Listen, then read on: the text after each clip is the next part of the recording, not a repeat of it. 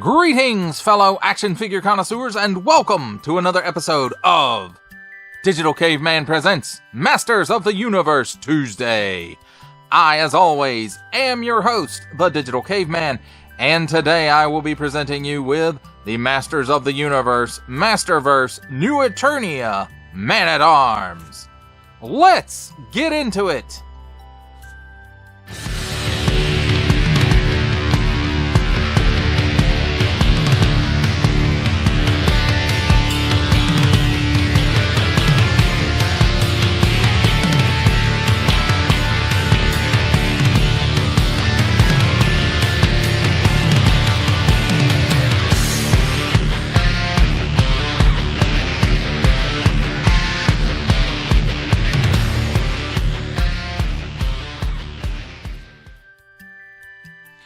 Let's begin in our armory workshop with a look at the packaging. And here we have the new Masterverse packaging. It's 30 points of articulation, 6 and up Mattel Masterverse. And then we have the rock explosion, very reminiscent of the original Masters of the Universe packaging. Nice little window showcasing a partial view of the figure and accessories. And then we have some nice artwork here on the front. There's some guardsmen, and it looks like prototype sky slids or something. And then it wraps around to the side here, and you see the battle ram back here just firing the cannon off. And then the other side, just some artwork of Duncan.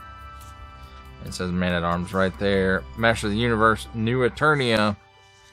On the bottom, small print, fine print, legalese print, symbols I'm not going to learn, contents, one figure, accessories, the assortment number, and a barcode. Then on the back, we have what looks to be photography of the figure in front of a background. And then some close-up shots of some of his features. And then the alternate head, because there's one, there's the other one. Man-at-Arms. The last thing Duncan remembered was He-Man shouting, "By the power of Grayskull." Reality cracked and all went dark. Suddenly, Man-at-Arms found himself in a new Eternia, one broken and in need of repair. Also available, each sold separately, subject to availability. Colors and decorations may vary, and it's the cross sale of Sorceress Teela, Man-at-Arms, Trapjaw, and Skeletor. Mattel empowering the next generation through play. And that, my friends, is a look at the packaging. Let's take a look at the figure and his accessories. And let's start off with the accessories. Here we have handy dandy tweezers. And first up, we'll take a look at the accessories. And we'll start with his extra set of hands. Which, this one is a fist. They're both fists.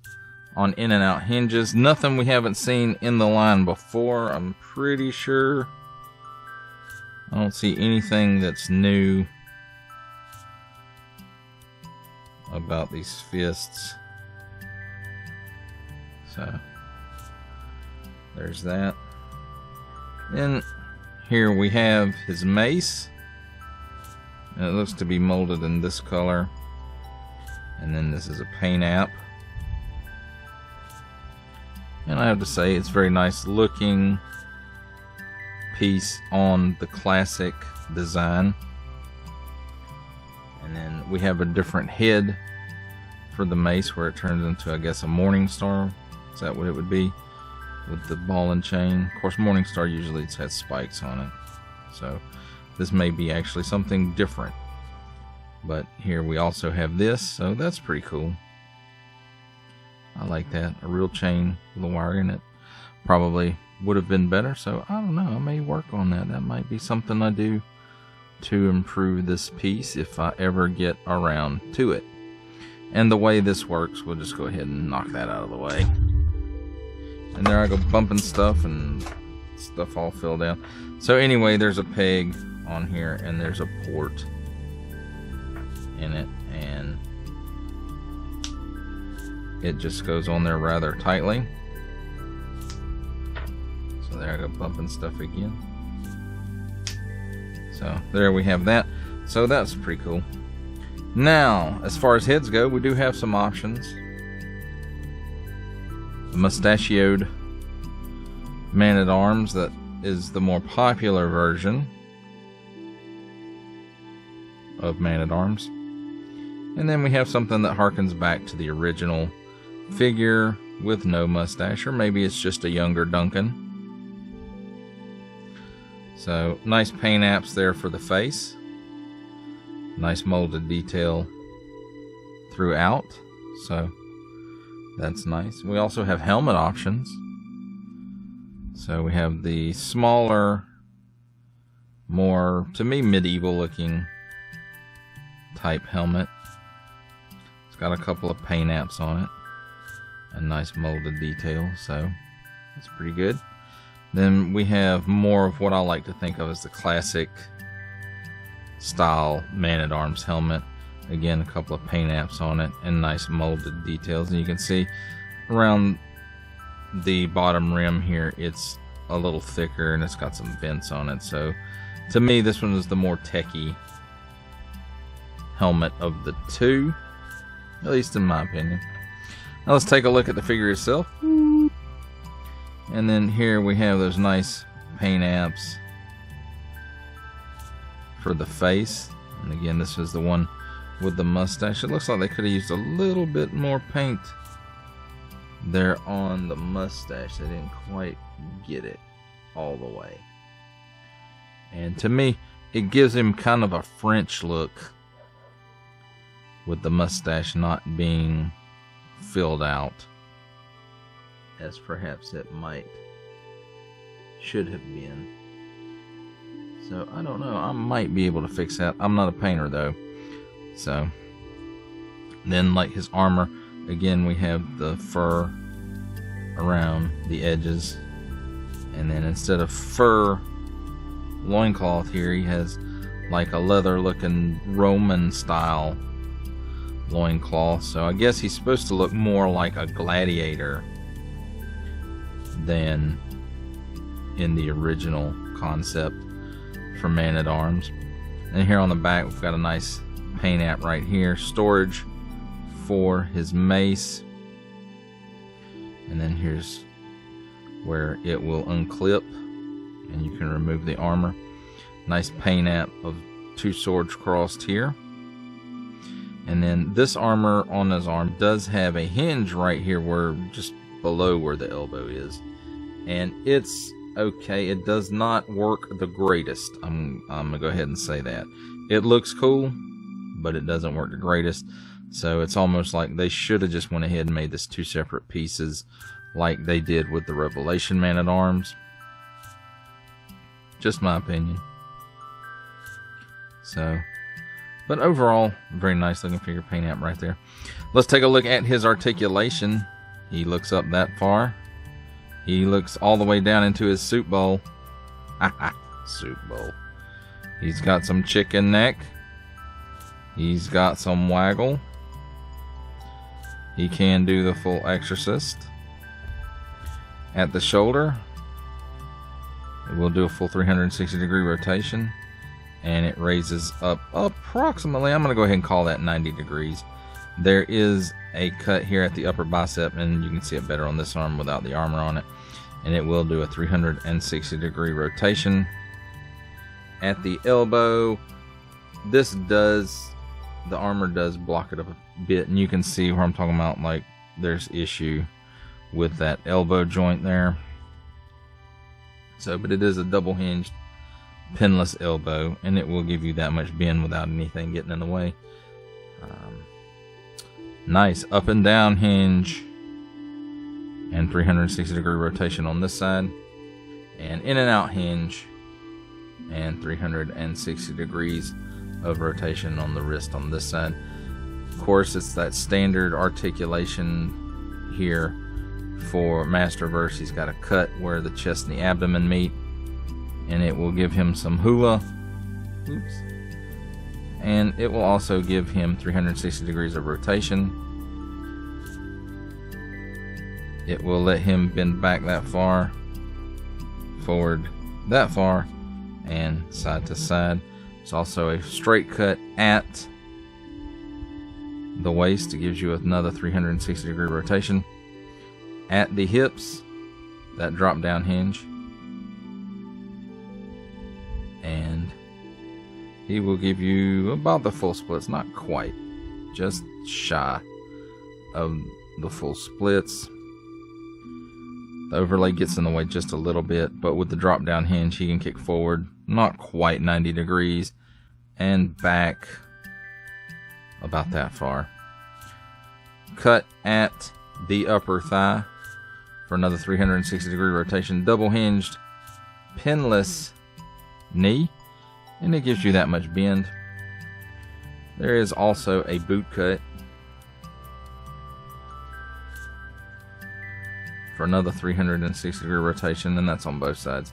And as you can see, this piece isn't strapped on like it would normally be. It's actually a piece of the leg, because you can see right down here at the ankle, you know, that joint is directly into that. So at the ankle, tilts down that far, tilts up that far, and forward facing pin for rocker. And as far as weapon storage goes, again, he's got that clip on his back. You can do that. And you pick one of the helmets. And there we go. That, my friends, is a look at Man-at-Arms and his accessories. It's time for my favorite part of a review, comparisons. And here we have the Masters of the Universe, Masterverse, New Eternia Man-at-Arms, with the Masters of the Universe, Masterverse, Revelation Man-at-Arms, and the Masters of the Universe, Masterverse, Revelation Banished Man-at-Arms.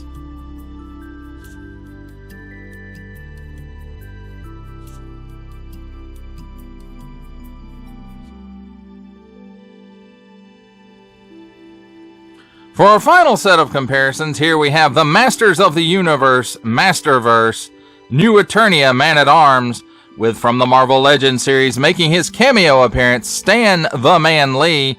From G.I. Joe Classified series, the Hasbro Pulse exclusive Regal variant Cobra Commander. From Star Wars The Black series, the Archive Edition 501st Legion Clone Trooper. And our final Masterverse comparison, the 40th Anniversary He-Man.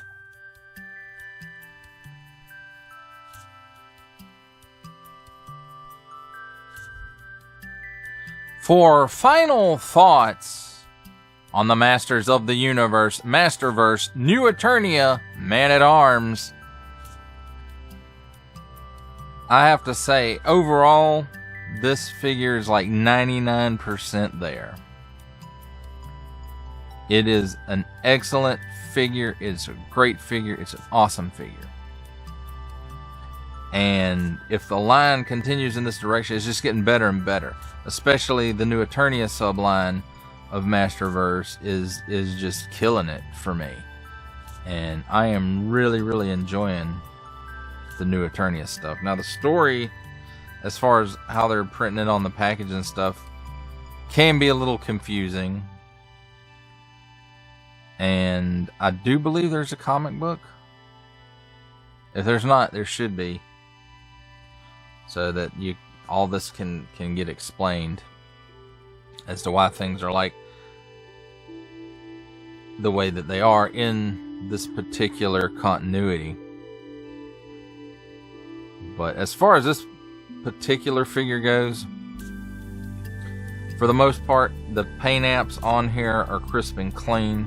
The only exception being the mustache, and where we did the look at the figure segment, you can see that the full mustache is molded onto the mustachioed portrait, but for some reason or another, it's just not painted in all the way. I don't know if it was a mistake at the factory, or if Mattel changed their mind for the aesthetics on this figure at the last minute.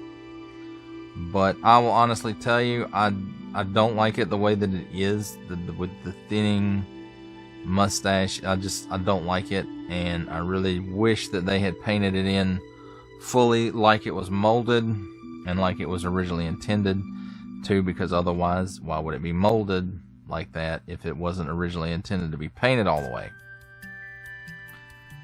And so I'm no painter, but I may go in and try to fix that. We'll just have to see.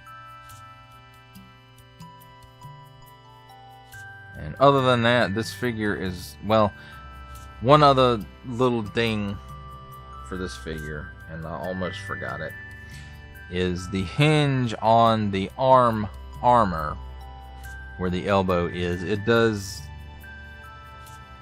want to pop out when you articulate that joint, and that whole arm piece does hinder the elbow articulation in that arm. So there is that. And you know, there's some new pieces on this guy's armor is all new,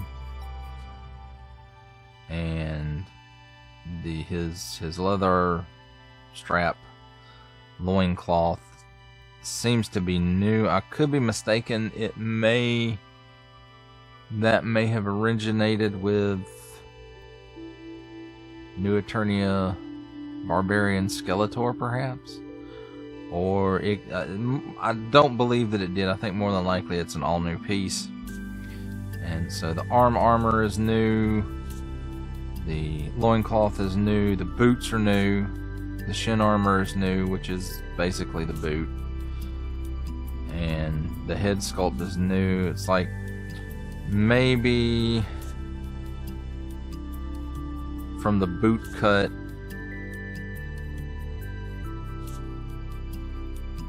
up to the waist, the legs are all new. Not new, reuse, excuse me. But they're reuse of the newer legs with the drop down hinge.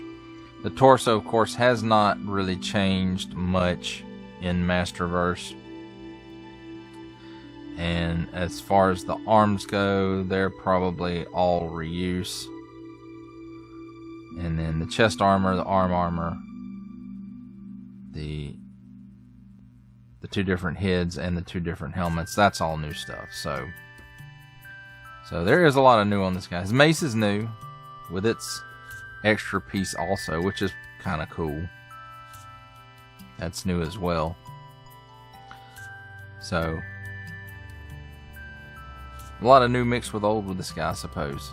Kind of like Man-at-Arms himself. New stuff built on experience. Well, that does it for the review, my friends. I hope that you enjoyed it. I enjoyed making it. Only support from viewers like you make this programming possible. Each view does count, and I do appreciate each and every single view that I receive. Thank you, and thank you so very, very much for supporting this channel through viewing. Comment below, like, share, subscribe if you'd like to see more reviews or just help the channel out further, or both, that's even better. And don't forget to ding that bell so that in the future you will be notified as my new content becomes available. That's a wrap, folks. I'll see you next time.